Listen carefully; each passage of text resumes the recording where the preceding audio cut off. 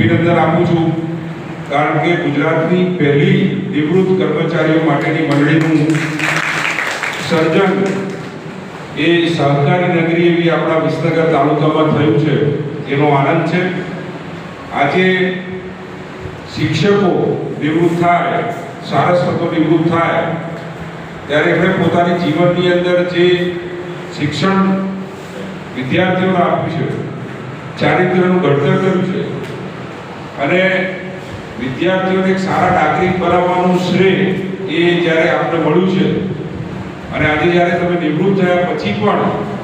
આટલી સરસ મંડળીનું નવસર્જન કરવાનું એક સારી પ્રગતિનું પંથે આગળ વધી રહ્યા છો, ત્યારે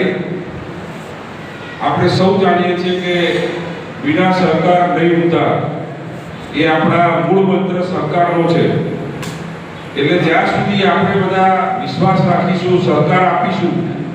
ત્યાં સુધી આ સહકારી પ્રવૃત્તિઓ ખૂબ રીતે આગળ વધતી હોય છે અને સહકારી પ્રવૃત્તિથી સમાજનું સર્જન કઈ રીતે થાય, સમાજમાં વિકાસ કઈ રીતે થાય એનો આદર્શ ઉદાહરણ આપણો વિસનગર તાલુકો છે।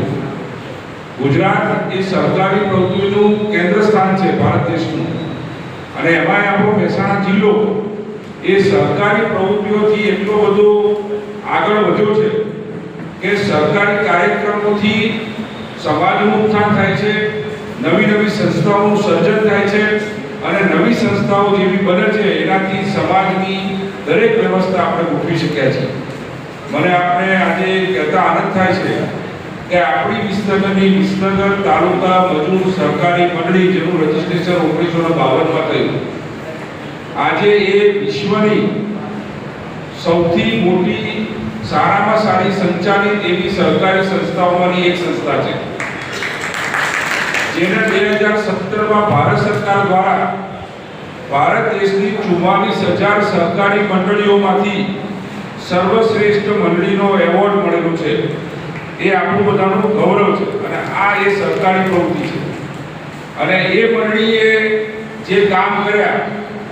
એમાં આજે 500 થી આસપાસ સભ્યો છે અને એમાં 50% વધારે કર્મચારીઓ અને છતાંય આટલા વર્ષોથી સતત અવિરત એ મંડળી કામ કરી રહી છે। આજે જે પ્રાંગણમાં આપણે બેઠા છીએ એમાં તમને જમણી બાજુ આ બિલ્ડિંગ બનેલું દેખાય છે, બનતું દેખાય છે, મજૂર સહકારી મંડળી બનાવી રહી છે। આની પાછળ તૈયાર મકાન થઈ ગયું છે, બહાર જઈને જોજો, એવી મજૂર સહકારી મંડળી